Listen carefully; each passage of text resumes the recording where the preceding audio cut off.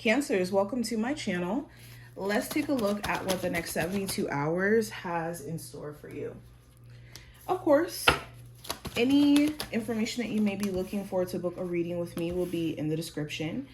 And if you want to see future readings or forecasts from me, make sure that you hit the subscribe button so that you never miss a beat whenever I upload here. We're going to do like a 6-card spread and then look at the messages from your spiritual team. We'll do one from here. Cancers, what does the next 72 hours have in store for them?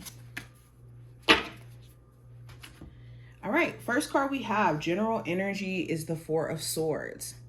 So the Four of Swords talks about taking some time to reflect and to make sense of things, okay? You may have sat previously to this time frame, you may have sat with yourself about certain decisions or certain things that have been going on in your life that obviously you may want to look different, or you may want a different approach to how things are flowing or how you're going about things.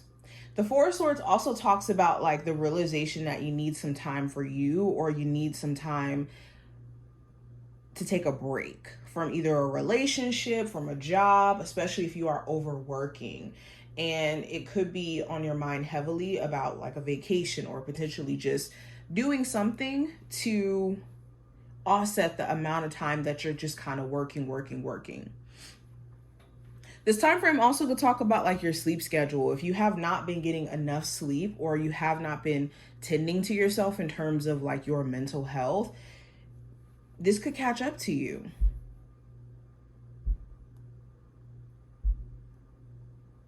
Now, going into what I see, I do have the Nine of Swords representing the energy around career and finance.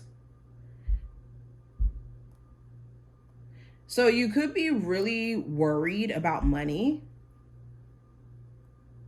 Like what could be on your mind is finances, making more money, bills. You could be too focused on pretty much stuff that you have to responsibility-wise take care of.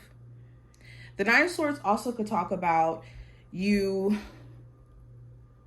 like feeling like a job is stress-inducing. Either you have like customers that you work with who are really, really hard to work with, and you like giving them your all in terms of your job. It just feels like you're draining yourself in terms of your mental health.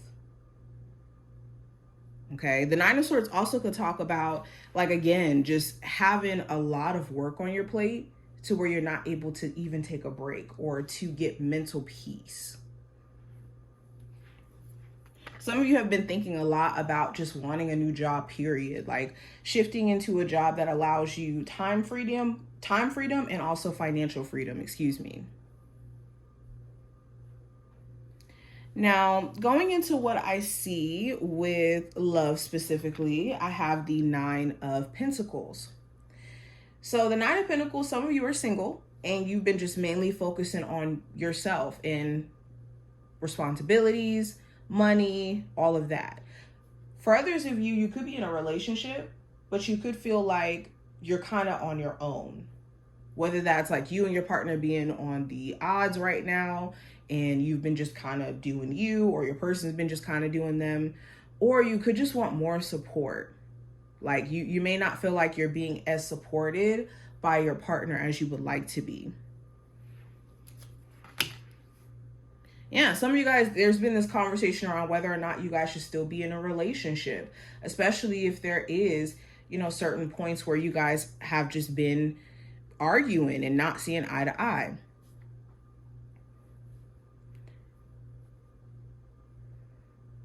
For my singles, you could have multiple options. Like there could be 2 people or maybe more than 2 people who are trying to like pursue you romantically. And it's this question of like who to take serious. Now, going into what I see for the advice, with the Five of Cups in reverse, it's important that you're not focusing all your energy or all of your emotional focus on what has already happened. You can't really change the past. You can only work with what's currently going on in your situation, and getting caught up in a way where you're not like learning from it and trying to extract wisdom from your past just does you more and more of a disservice.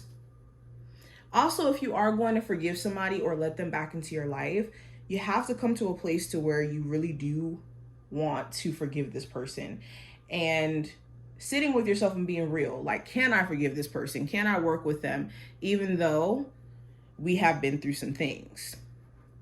Because that honesty will let you know if it's even worth still working out the relationship. Now, going into what I see for the possible challenge, I have the 8 of Wands in reverse. So the challenge may be, some of you live long distance from a love interest or from family or your loved ones, and this could be putting a strain on your connections or your relationships. For others of you, you could be having to delay traveling to some degree because there's things that you may have to take care of, or moving. This could also talk about just wanting to make faster progress. There are certain things that you feel like you're kind of on a time crunch with, and things are just maybe feeling a little bit slow. I'm also seeing like blocking. Some of you may have like blocked somebody, or someone may have blocked you, and now there's like a issue with you guys being able to actually communicate and get to the bottom of things. Now, going into the last card, this is going to represent the outcome, and we have the 5 of Wands. So the 5 of Wands talks about issues that other people have going on, or it can talk about issues that we have with others. So you could be realizing that someone who you're dealing with romantically, their issues with someone else is affecting the relationship between you two.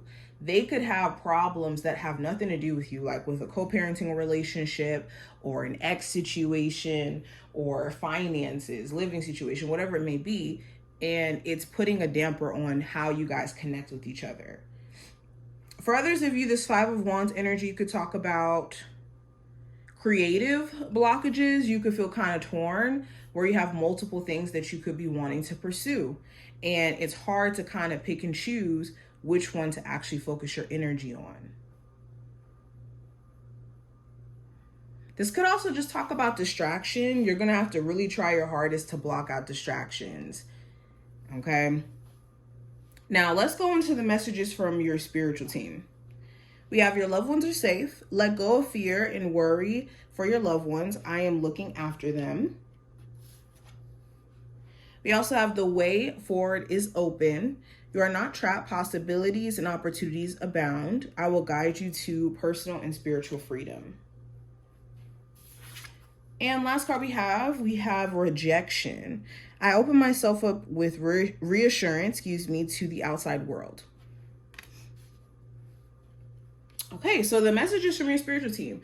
If you have been worried about your child, if you have been worried about certain individuals in your life where they're going through their trials and tribulations and they're going through their lessons, it's important that you don't worry, because it's their journey for them to conquer. It's something that they will be able to navigate on their own.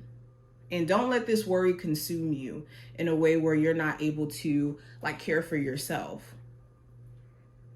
Also, if you have been just really on edge about certain challenges that you've been faced with, the only way out of certain challenges is through them. So making the difficult challenges, or not difficult challenges, making the difficult decisions, making the sacrifices, making the necessary changes is the only way to get through whatever these circumstances that you're being faced with.